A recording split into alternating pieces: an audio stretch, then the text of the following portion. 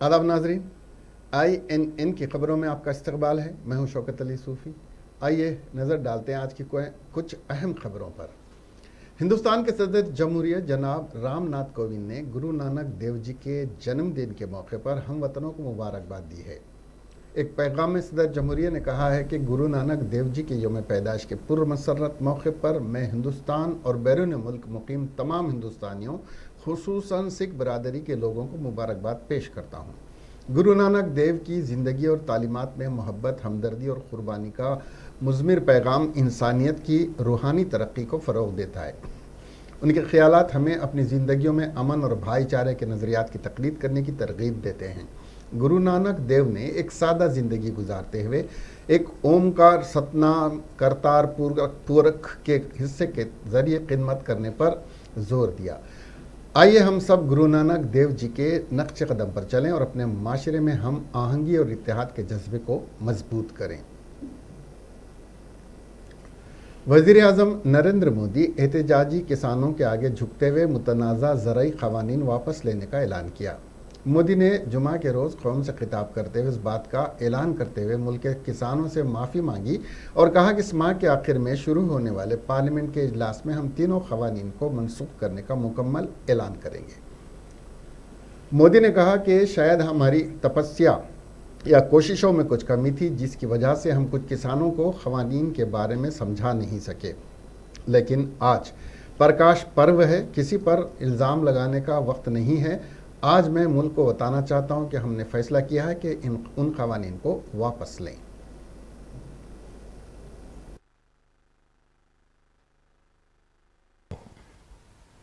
साथियों, हमारी सरकार किसानों के कल्याण के लिए, खासकर छोटे किसानों के कल्याण के लिए, देश के कृषि जगत के हित में, देश के हित में, गांव गरीब के उज्जवल भविष्य के लिए पूरी सत्यनिष्ठा से, किसानों के प्रति पूर्ण समर्पण भाव से,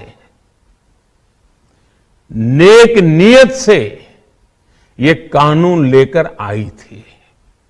लेकिन इतनी पवित्र बात, पूर्ण रूप से शुद्ध किसानों के हित की बात, हम अपने प्रयासों के बावजूद कुछ किसानों को समझा नहीं पाए। भले ही किसानों का एक वर्ग ही विरोध कर रहा था, लेकिन फिर भी यह हमारे लिए महत्वपूर्ण था। कृषि अर्थशास्त्रियों ने, वैज्ञानिकों ने, प्रगतिशील किसानों ने भी उन्हें कृषि कानूनों के महत्व को समझाने का भरपूर प्रयास भी किया।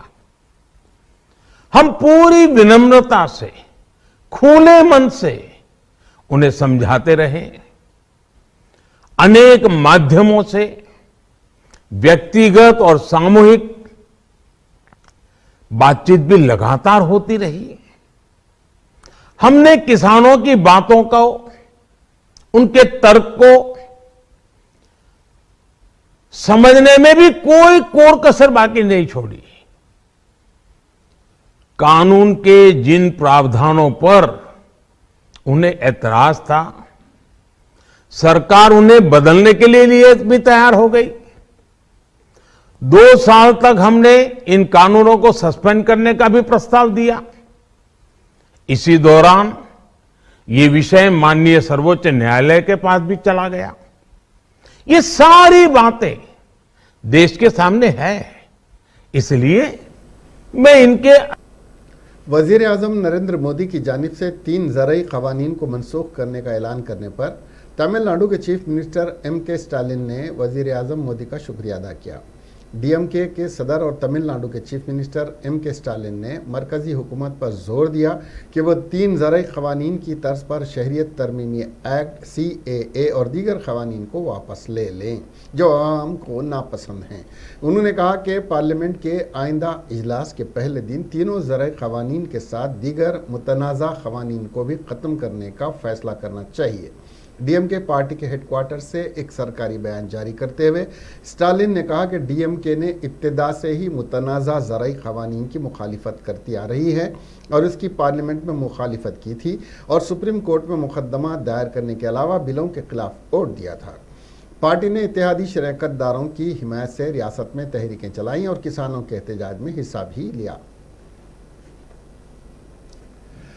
भारतीय किसान यूनियन के रहनुमा राकेश टिकैत ने जुमा को अपना बयान जारी करते हुए कहा कि वज़ीर आज़म नरेंद्र मोदी का ये ऐलान कि हुकूमत गुज़िश्ता साल नाफिज किए गए 3 फार्म क़वानीन को वापस ले लेगी, ये सिर्फ एक शुरुआत है और पार्लियामेंट में ज़राई क़वानीन को मनसूख करने तक एहतजाज करने वाले किसान अपने घरों को वापस नहीं लौटेंगे।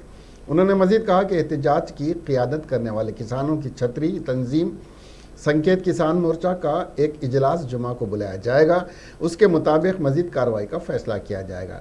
टिकैत ने कहा कि उन्होंने मज़ीद कहा कि 600 से ज़ायद किसानों ने क़वानीन के ख़िलाफ़ तहरीक को मजबूत बनाने और आगे बढ़ाने के लिए अपनी जानें कुर्बान की हैं।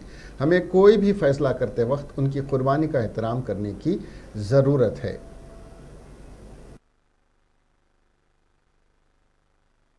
नहीं, कोई बड़ा दिल नहीं है, तो फाइनेंशियल कंपनियों के एजेंट है, कौन बड़ा दिल दिखा रहा भाई? लिया है तो किसानों का संघर्ष का नतीजा है ये। और आज भी हेरा फेरी बहुत हो रही है। एमएसपी पे गारंटी कानून जब तक नहीं बनेगा, आज के रेट में किसानों की फसलें बिकती रहेगी। बिजली अमेंडमेंट बिल है, अगर कोई 2 पशु रखेगा उसको कॉमर्शियल कनेक्शन लेना पड़ेगा। सीड बिल हाउस में रखा हुआ है, अगर आंदोलन ना होता तो सीड बिल लेकर आते। बीज का कानून आ रहा है अभी देश में, अगर बीज का कानून आएगा तो कौन किसान अपने खेत में कौन सा बीज बोएगा ये कंपनियां बताएगी। ये तो उनका अधिकार होने जा रहा है। ये संघर्ष और भी लंबा चलेगा, जारी रहेगा। और सरकार को हमने कहा है कि आप बातचीत का रास्ता खोल लो। जब तक बातचीत नहीं होगी तो किसान वहां से जाएगा नहीं। आज 9 मेंबर कमेटी की मीटिंग है, हम उसमें पूर्ण रूप से संयुक्त मोर्चा तय करेगा कि हम तीनों जो कानून हैं इनको वापसी लेते हैं। जब तक ये पार्लियामेंट में वापसी नहीं होंगे, जब तक किसान वहीं पे ही है। और एमएसपी पे गारंटी कानून, क्योंकि एमएसपी पे गारंटी कानून बन जाएगा तो पूरे देश के किसानों को लाभ होगा, वो एक बड़ा सवाल है। हम यहाँ पे महाराष्ट्र में भी यहाँ पे आए तो अगर एमएसपी पे कानून हो तो एमएसपी से नीचे पे खरीद नहीं होगी तो ही किसान को लाभ होगा। ये किसान की एक जीत है। अगर 1 साल बाद में सरकार ने सुध ली है, ये उन शहीदों को जाता है जो 750 से ज्यादा किसान शहीद हुए, ये उनको जाता है, उन आदिवासियों को जाता है, उन मजदूरों को जाता है, उन किसान महिलाओं को जाता है जिन्होंने इस आंदोलन को हिस्सा बना। वो चाहे दिल्ली गया या नहीं गया, अपने वहां पर रहा, तो ये उनको ये संघर्ष की जो गाथा है उनको जाती है पूर्ण रूप से, और ये उन्हीं की जीत है। सर ये भी है, इलेक्शन का भी लगता है कि जिस तरह से इनका ग्राफ गिर रहा है मोदी सरकार का और जिस तरह से इनकी छवि खराब हो रही है, और ये पूर्ण रूप से कंपनियों के दबाव। तेलुगु देशम पार्टी के कौमी सदर, साबिक चीफ मिनिस्टर व अपोजिशन कायद आंध्र प्रदेश चंद्रबाबू नायडू असम्बली में जारी मुबाहिस से बहुत रंजीदा हो गए और हुक्मरान जमात की जानिब से उनकी अहलिया भुवनेश्वरी पर किए गए रिमार्क्स पर उनके आंसू निकल गए। उसके बाद उनके मंगलगिरी ऑफिस में मीडिया की कॉन्फ्रेंस में वो फूट फूट कर रोने लगे। नायडू ने कहा कि उन्होंने अपनी ज़िंदगी में कभी ऐसा मामला नहीं देखा था और उनकी फैमिली पर असम्बली में तबसरा किया जा रहा है। उन्होंने कहा कि उन्होंने अपनी 38 साल सियासी कैरियर में किसी पर भी नाजेबा तबसरा नहीं किया। नायडू ने कहा कि अब वो उसी वक्त असम्बली में कदम रखेंगे जब उन्हें अवाम की अक्सरियत से कामयाबी हासिल मिलेगी। क़ब्ल अज़ीज़ तेलुगु देशम के सरबराह व अपोजिशन लीडर चंद्रबाबू नायडू उस वक्त जज्बाती हो गए और उनकी अहलिया पर असम्बली में शख्सी तौर पर उनके इल्ज़ामात लगाने पर नाराज़ भी हो गए। उन्होंने कहा कि पिछले 2.5 साल से वो बेइज्जती का सामना कर रहे हैं। उनके इस बयान के दौरान स्पीकर ने नायडू का माइक बंद करवा दिया, जिस पर वो असम्बली से उठकर बाहर चले गए।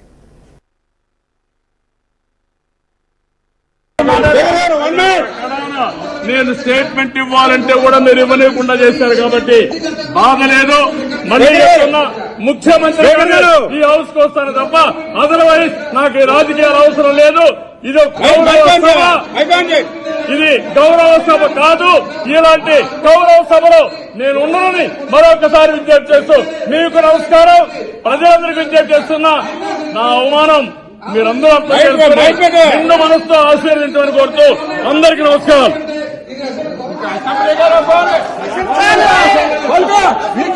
పతనం స్టార్ట్ అయింది, మీకు పతనం ఆసక్తి లేదు. ఇప్పటికి కూడా 40 ఏళ్ళ తర్వాత వాళ్ళ నాన్న ముఖ్యమంత్రిగా ఉన్నా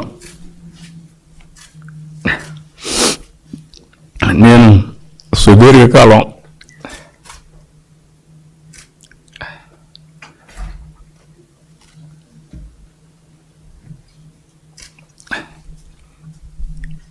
ముఖ్యమంత్రిగా ఉన్నా ఎప్పుడన్నా ప్రోటోకాల్ తప్పదనుకున్న రిక్వెస్ట్ చేస్తే తప్ప ఎప్పుడు వచ్చేది కాదు.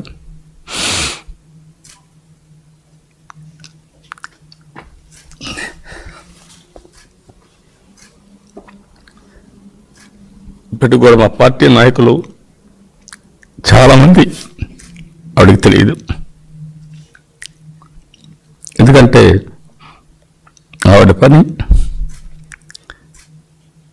ఆవిడ వ్యక్తిగత జీవితం ఒక నలుగురికి కోరుకుంటే సహాయం చేయడం, నన్ను ప్రోత్సహించడం తప్ప ఇంకోటి తెలియని వ్యక్తి. అలాంటి వ్యక్తిని కూడా క్యారెక్టర్ అసాసినేషన్ చేసే పరిస్థితికి వచ్చారంటే ఇది భరించరాని విషయం. ఆవిడ చేసిన త్యాగం కానీ. वजीर ज़राअत जी निरंजन रेड्डी ने मीडिया से बात करते हुए वजीर आज़म नरेंद्र मोदी की जानिब से गुरु नानक की यौम पैदाइश के मौके पर 3 ज़रई क़वानीन को वापस लेने के फैसले का खैर मकदम करते हुए बताया कि टीआरएस हुकूमत और चीफ मिनिस्टर के चंद्रशेखर राव ने उसकी सख्त मुखालिफत की थी और वज़ीर आला के चंद्रशेखर राव की हिदायत पर रियासती वज़रा ने काले ज़रई क़वानीन के ख़िलाफ़ रियासत के कौमी शहरों पर धरना मुनज़्ज़म किया था और ज़रई क़वानीन के ख़िलाफ़ असम्बली में करारदाद मंजूर करते हुए वज़ीर आज़म को रवाना किया था, जिसकी बदौलत आज वज़ीर आज़म नरेंद्र मोदी को न सिर्फ ज़रई क़वानीन वापस लेना पड़ा बल्कि किसानों से माफ़ी भी मांगनी पड़ी। उन्होंने बताया कि वज़ीर आला के चंद्रशेखर राव मुल्क भर में किसानों की तरक्की और फलाह और बहबूद के जो इक़दाम किए वो मुल्क भर में मिसाली हैं। जी निरंजन रेड्डी ने वज़ीर आज़म नरेंद्र मोदी से मुतालबा किया कि वो जिन किसानों ने एहतजाज के दौरान अपनी जानें कुर्बान कर दी उनके अफराद ख़ानदान को एक्स ग्रेशिया दें। వాళ్ళకి మంచిది, వాళ్ళ పార్టీకి మంచిది. ఇంకా మార్నింగ్ టీవీలో చర్చలలో గమనించినారు, కొంతమంది ఇంకా కొద్దిమంది రైతులు అంగీకరించలేదు, దేశంలో కొన్ని వర్గాల వాళ్ళకి చట్టాల యొక్క స్ఫూర్తి అర్థం కాలేదు, ఆందోళనలు వచ్చినాయి. ఎందుకు ఇంకా ఆందోళనని మోడీ గారు ఏదో నిర్ణయం చేసుకున్నారని ఇట్లా దాన్ని డైల్యూట్ చేసి మాట్లాడే తీరును చూస్తే వాళ్ళ కుసంస్కారం అర్థమవుతా ఉంది. ఒక తప్పును అంగీకరించినటువంటి తీరు చాలా హుందాగా ఉంది, చాలా గొప్పగా ఉంది. అది అలవర్చుకోవాలి. మీ వల్ల ఏదైనా పొరపాటు జరిగితే అయ్యో మా వల్ల పొరపాటు జరిగింది, జరగకూడదు, మేము విరమించుకుంటున్నాం, మేము దీన్ని మన్నించడం చెప్పగలగాల. ఆ ఉన్నతమైన సంస్కారం ఉండాలి. అది ఈ రాష్ట్రంలో ఉండేటువంటి బీజేపీ నేతలకు లేకపోవడం పెద్ద ఆశ్చర్యాన్ని కల్పించే అంశమే కాదు. అయితే ఈ సందర్భంగా నేను గుర్తు చేస్తున్నా, कन्वीनर सियासी उमूर कमेटी तेलंगाना प्रदेश कांग्रेस कमेटी मोहम्मद अली शब्बीर ने कहा कि साबिक वज़ीर आज़म श्रीमती इंदिरा गांधी दुनिया की सबसे ताकतवर और बाहिम्मत खातून थीं, जिन्होंने हिंदुस्तान को न्यूक्लियर ताकत बनाने के लिए आलमी दबाव को नज़रअंदाज करते हुए अपने सख्त गिर फैसले पर अमल करते हुए हिंदुस्तान को बड़ी ताकतों में शामिल करवाया। इंदिरा गांधी की यौम पैदाइश के मौके पर INN से बात करते हुए सीनियर कांग्रेसी क़ायद मोहम्मद अली शब्बीर ने कहा कि इंदिरा गांधी ने बांग्लादेश को आज़ाद करवाते हुए बांग्लादेशी अवाम को इज़्ज़त नफ्स दिलवाने में अहम रोल अदा किया था।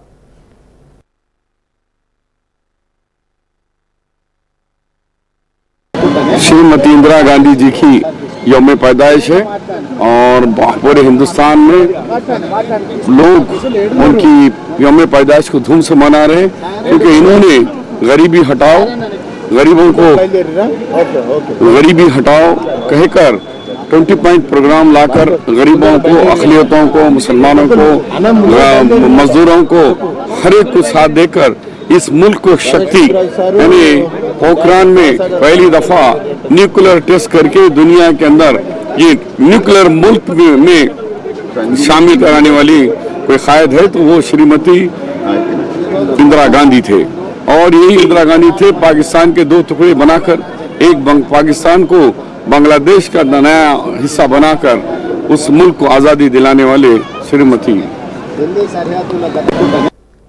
कड़पा जिले में राजमपेटा के करीब अन्नामया रिजर्वायर शदीद बारिशों और सैलाब की वजह से बह गया। उसकी वजह से कैचमेंट के इलाके में सैलाब के बहाव में अचानक इजाफा हुआ, जिसमें गुंडलूरू, पल्लापट्टूर, शीशंबापुरम और मंडापल्ली गांव डूब गए। चेरू नदी से नंदुलू, राजमपेटा और दीगर मुकामात पर बड़े पैमाने पर सैलाब आया। दरियाई चेरू के आसपास के नशेबी इलाके ज़ेर आब आ गए। दरियासना नांदलूर कैचमेंट एरिया के मंडापल्ली, एक्कियापाड़ू और नंदलूर में तकरीबन 15 लोग सैलाब में बह गए हैं। इत्तला मिलने पर पुलिस और अहलकारों ने इमदादी कार्रवाइयाँ की। सैलाब ज़दा देहात में लोग घरों पर चढ़कर जान बचाने की कोशिश कर रहे हैं। हुकाम का कहना है कि सैलाबी पानी में 15 अफराद बह गए, ताहम मुकामी लोगों का कहना है कि यह तादाद उससे भी ज़्यादा हो सकती है। शुबा है कि भारी जानी नुकसान हुआ होगा। हुक्काम ने बताया कि सैलाबी पानी की ऊंची सतह की वजह से इमदादी कार्रवाइयों में रुकावट आ रही हैं। राजमपेटा और नंदलूर के दरमियान अष्टवरा के करीब 1 किलोमीटर रेलवे ट्रैक बह गया। इस दौरान नंदलूर में 3 लाशें बरामद हुई हैं।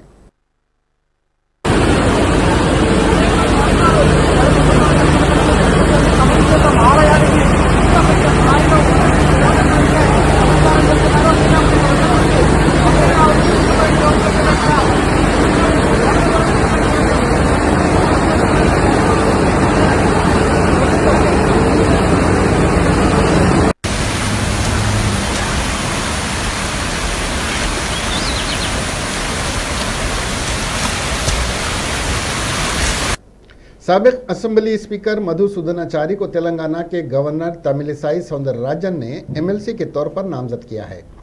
टीआरएस पार्टी की तजवीज़ के बाद गवर्नर ने मधुसूदनाचारी के नाम को मंजूरी दे दी। कबल अजी टीआरएस पार्टी ने गवर्नर को कौशिक रेड्डी का नाम तजवीज़ किया था। ताम पार्टी ने एमएलए कोटे के तहत उनके नाम का ऐलान करने के बाद अपनी तजवीज़ वापस ले ली। बाद में गवर्नर कोटा एमएलसी सीट के लिए मधुसूदनाचारी और देश पति श्रीनिवास के नाम सामने आए। ताहम टीआरएस ने मधुसूदनाचारी के नाम की तजवीज़ पेश की, जिसे गवर्नर तमिलिसाई सौंदरराजन ने मंजूरी दी। सदर तेलंगाना प्रदेश कांग्रेस कमेटी और रुकन पार्लियामेंट रेवंत रेड्डी ने वज़ीर आज़म नरेंद्र मोदी की जानिब से 3 ज़राई क़वानीन को वापस लेने और ये क़वानीन लागू करने पर मुल्क के किसानों से माफ़ी मांगने का खैर मकदम करते हुए कहा कि मुल्क के किसानों की कामयाबी है। रेवंत रेड्डी ने बताया कि मुल्क भर में और तेलंगाना में कांग्रेस मरकजी हुकूमत के काले ज़राई क़वानीन के खिलाफ ज़बरदस्त एहतजाज मुनज़्ज़म करते हुए मरकजी हुकूमत पर दबाव डाला था कि ये क़वानीन वापस ले। उसके अलावा कांग्रेस अराकीन असम्बली ने तेलंगाना असम्बली में कई मरतबे ज़राई क़वानीन को वापस लेने ऐवान में करारदाद पेश करने के लिए दबाव डाला था। उन्होंने कहा कि चीफ मिनिस्टर के चंद्रशेखर राव को भी चाहिए कि वो अपने अवाम मुखालिफ किसान जो गलत फैसले लिए उस पर नादिम होते हुए अपने फैसलों को वापस लेने के इक़दाम करें। ఈ వ్యవసాయాన్ని కూడా పూర్తి స్థాయిలో అదాని అంబానీలకు తాకట్టు పెట్టడానికి నరేంద్ర మోడీ ప్రయత్నం చేస్తే నరేంద్ర మోడీ కుట్రను కుతంత్రాలను ఈ దేశ రైతాంగం తిప్పికొట్టింది। ఈ సందర్భంగా ఇందిరాగాంధీ గారి జన్మదినం సందర్భంగా రైతుల పోరాటం విజయం సాధించడం కాంగ్రెస్ పార్టీ దేశ ప్రజలందరికీ కూడా అభినందనలు తెలియజేస్తుంది। ప్రజాస్వామ్యంలో ఎవరూ బలవంతులు కాదు, ప్రజలే బలవంతులు। బలవంతులమని కుర్చీలో కూర్చొని విర్రవీగే వాళ్లకు ఈ దేశ రైతాంగం గుణపాఠం చెప్పింది। మోడీ అయినా అమిత్ షా అయినా అదాని అంబానీలైనా కూడా రైతుల పోరాటం ముందు తల వంచక తప్పలేదు। ఈరోజు ఈ పోరాటంలో మొదటి నుంచి ఈ రైతు ఉద్యమాలకు అనుకూలంగా ఈ రైతు ఉద్యమాలను మద్దతిస్తూ కాంగ్రెస్ పార్టీ అండగా నిలబడ్డది। కాంగ్రెస్ శ్రేణుల అండతోటి ఉత్తరాది నుంచి దక్షిణాది వరకు రైతులు ఈ ప్రభుత్వం మీద పోరాటం చేసింది। ఈ రైతు सदर तेलंगाना जना समिति प्रोफेसर कोदंडराम ने वज़ीर आज़म नरेंद्र मोदी की जानिब से गुरु नानक की यौम पैदाइश के मौके पर कौम से अपने खिताब के मौके पर 3 ज़राई क़वानीन को वापस लेने और किसानों से माफ़ी मांगने का खैर मकदम करते हुए बताया कि जमहूरियत में अवाम ही ताकतवर होते हैं। ये बात वाज़ेह हो चुकी है क्योंकि मुल्क की अवाम और किसानों ने 3 ज़रई क़वानीन के ख़िलाफ़ जो मुसलसिल एहतजाज किया था उसके नताए सामने आ रहे हैं और वज़ीर आज़म को उसके सामने झुकना पड़ा। शदीद बारिश की वजह से आंध्र प्रदेश के कई अजला ज़ेर-ए-आब आने के दरमियान चीफ मिनिस्टर वाई.एस. जगन मोहन रेड्डी ने बारिश पर 5 अजला के कलेक्टरों के साथ एक वीडियो कॉन्फ्रेंस की। चीफ मिनिस्टर जगन मोहन रेड्डी ने प्रकाशम, नेल्लूर, चित्तूर, अनंतपुर और वाई.एस.आर. कड़पा जिला के कलेक्टरों के साथ जायजा लिया। वजीर आला ने भारी बारिश के पेश नज़र किए जाने वाले इक़दाम पर ओहदेदारों से तबादला ख्याल किया। चीफ मिनिस्टर जगन मोहन रेड्डी ने सैलाब से मुताल्लिक़ इमदादी कार्रवाइयों की निगरानी के लिए तीनों अजला के लिए खुसूसी अफसरान का तकर्रुर किया है। उन्होंने कहा कि बिलतरतीब नेल्लूर, चित्तूर और वाई.एस.आर. कड़पा अजला के लिए खुसूसी अफसरान का तकर्रुर किया गया है और उन्हें ज़िले की सूरत हाल की रिपोर्ट सीएम जगन मोहन को देने को कहा गया है। चीफ सेक्रेटरी महकमे तालीम बुद्धिराज शेखर को नेल्लूर में सैलाब की इमदादी कार्रवाइयों की निगरानी के लिए मुकर्रर किया गया था। प्रदेव मन्ना चित्तूर जिले के marketing commissioner, Shashi Bhushan Kumar senior officer YSR. Kadapa जिला। दरियासना खलीज बंगाल में बनने वाला दबाव पुडुचेरी, चेन्नई के साहिल को उबूर कर गया है और इससे आंध्र प्रदेश में अगले 24 घंटों तक शदीद बारिश का इम्कान है। दूसरी तरफ तिरुपति में शदीद बारिश ने मामूल की जिंदगी को बुरी तरह मुतासिर कर दिया है। सीनियर नायब सदर और साबिक रुकन पार्लियामेंट मल्लू रवि ने कहा कि साबिक वजीर आजम श्रीमती इंदिरा गांधी अपना आहनी फैसले के जरिए मुल्क से खानगी सनती इदारों और बैंक को खौमियाते हुए मुल्क को मुस्तहकम किया था, मगर आज बीजेपी की ज़ेर क़ियादत हुकूमत के सरबराह वज़ीर आज़म नरेंद्र मोदी कौमी इमलाक को कारपोरेट इदारों के हवाले करते हुए मुल्क को अंबानी और अडानी का गुलाम बनाने की साजिश कर रहे हैं। आज मीडिया से बात करते हुए मल्लू रवि ने कहा कि हिंदुस्तानी अवाम मोदी और बीजेपी की कोशिशों को नाकाम बनाते हुए मुल्क की अवाम को आज़ाद ही रखेंगे। इंदिरा गांधी का वर्धंती है। इंदिरा गांधी इंडिया का स्ट्रांगेस्ट प्राइम मिनिस्टर है और इंडिया का नाम पूरा इंडिया वर्ल्ड में इंडिया का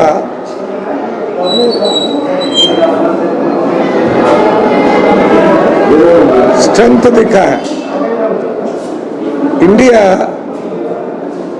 इंदिरा गांधी का 20 पॉइंट फार्मूला, इंदिरा गांधी का लैंड सीलिंग, इंदिरा गांधी का बैंक नेशनलाइजेशन, इंदिरा गांधी का राजा भरणाल रद्दू, all these things made Indira Gandhi everybody's leader. Even after so much of time, अभी पूरा लोग इंदिरा गांधी को याद इसीलिए रख रहे। इंदिरा गांधी सबके लिए लीडर था, अमीर गरीब के लिए। इंदिरा गांधी ने रोटी, कपड़ा, मकान ये 3 सबके लिए मिलना बोल के वर्क करे। वैसे ही नहीं, गरीबी हटाओ बोल के एक स्लोगन भी दिया, गवर्नमेंट का पॉलिसी बनाया, उसीलिए इंदिरा गांधी सबका लीडर बन गया।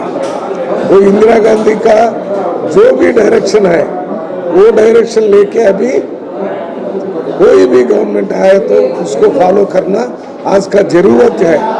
कभी भी देश में मुश्किल आता है वो टाइम में कॉन्स्टिट्यूशन का अंदर ही वो कुछ प्रोविजंस लेके सबको कंट्री के लिए काम। सेक्रेटरी कुल हिंद कांग्रेस कमेटी और साबिक वजीर जी चन्ना रेड्डी ने मुल्क में गुंडा राज के जरिए नफाज करदा 3 सियाह ज़रई क़वानीन को वापस लेने के वजीर आज़म नरेंद्र मोदी के ऐलान को मुल्क के किसानों की शानदार कामयाबी करार देते हुए कहा कि ज़राअत और किसान हिंदुस्तानी मईशत की रीढ़ की हड्डी हैं। भारतीय जनता पार्टी ज़रई मईशत को तबाह व बर्बाद करते हुए कारपोरेट राज लाने की कोशिश की, मगर सोनिया गांधी और राहुल गांधी की किसानों के हमरा जद्दोजहद ने बीजेपी के मंसूबों को चिकनाचूर कर दिया। INN से बात करते हुए चन्ना रेड्डी ने वज़ीर आज़म नरेंद्र मोदी को मशवरा दिया कि वो आने वाले पार्लिमानी इजलास में उन बिलों को वापस लेने के लिए अमली इक़दाम करें ताकि किसान सुकून से ज़िंदगी गुजार सकें। वज़ीर आज़म नरेंद्र मोदी के वादे के पक्के नहीं हैं, उनके वादों पर कांग्रेस और किसानों को भरोसा नहीं हैं। ऐसा काम मत करिए बोल के, और एक बार ये गवर्नमेंट ऑफ इंडिया को, मोदी जी को, बीजेपी को, ये लोग बोले थे 2022 तक अब फार्मर्स का जो इनकम है उसको डबल करेंगे बोल के बोले थे।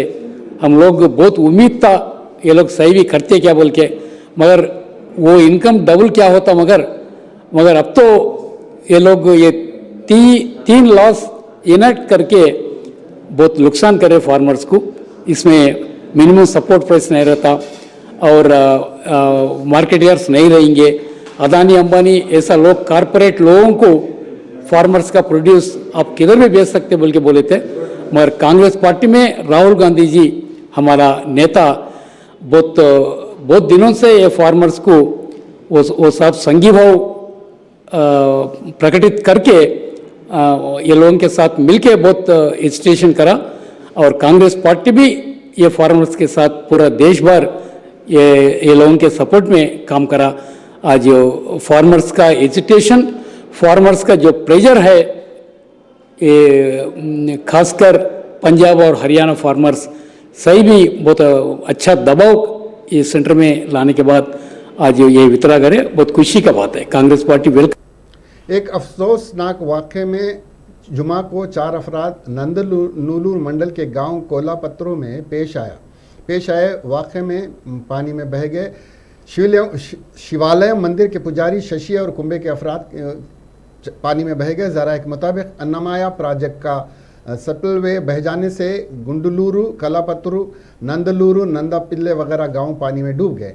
इसी दौरान कोलापत्रू गांव में वाक़ शिवालय में सैलाबी पानी के अचानक दाखिल होने के नतीजे में मंदिर के पुजारी शशि समेत कुंबे के अफराद मंदिर के अहाते में वाक़ घर में मुकीम थे और वो पानी में बह गए। मुकामी लोगों ने पुजारी ख़ानदान को बचाने की कोशिश की, लेकिन बेसूद पूरा पादरी ख़ानदान सैलाबी पानी में बह गया। कोलापत्रू गांव में पुजारी ख़ानदान की आबी खबर से मिलने के बाद मौत के बाद एक उदासी की सूरत हाल तारी हो गई है।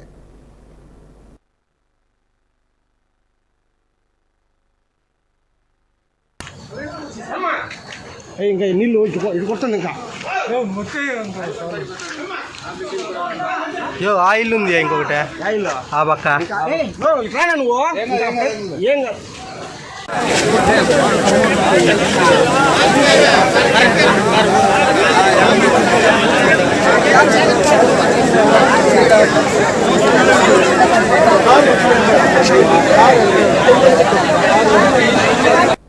भारतीय जनता पार्टी राजस्थान के एक एमएलए के खिलाफ असमत रेजी का मुकदमा दर्ज किया गया है। उनके खिलाफ 10 माह के दौरान इस तरह का दूसरा केस है। प्रताप लाल भेल के खिलाफ मुकदमा एक 37 साल खातून की शिकायत के बाद दर्ज किया गया है। इस खातून ने शिकायत की कि माशी परेशानी के बाद वो मुलाजिमत के सिलसिले में रुकने असम्बली से रुजू हुई थी। रुकने असम्बली ने उसके साथ ये शर्मनाक हरकत की। इससे कबल मध्य प्रदेश की एक और खातून ने मिस्टर भेल पर इस साल फरवरी में उसके साथ असमत रेजी का इल्ज़ाम लगाया था। ताज़ा तौर पर खातून की शिकायत पर सुखेर पुलिस स्टेशन में रुकने असम्बली के खिलाफ ताजरात हिंद की दफ़े 376 रेप के तहत मुकदमा दर्ज कर लिया गया है। एक खातून जिसको चाकू के 18 जख्म आए थे को बचा लिया गया है और उसे जुमेरात को वनस्थलीपुरम के अस्पताल से फारिग कर दिया गया है। तफसीलात के मुताबिक एक हफ्ता कबल हस्तिनापुरम में खातून पर एक बदमाश ने चाकू से हमला किया था जब उसने उसकी मोहब्बत की पेशकश को ठुकरा दिया था। बदमाश ने खातून को कत्ल करने की कोशिश की और चाकू से कई बार वार किया। लवाकीन ने उसे निजी अस्पताल मुंतकिल किया जहां डॉक्टरों ने बगैर किसी सर्जरी के उसके जख्मों का इलाज किया। जिंदा बच जाने वाली खातून को मुकम्मल सेहतयाबी के बाद जुमेरात को अस्पताल से फारिग कर दिया गया।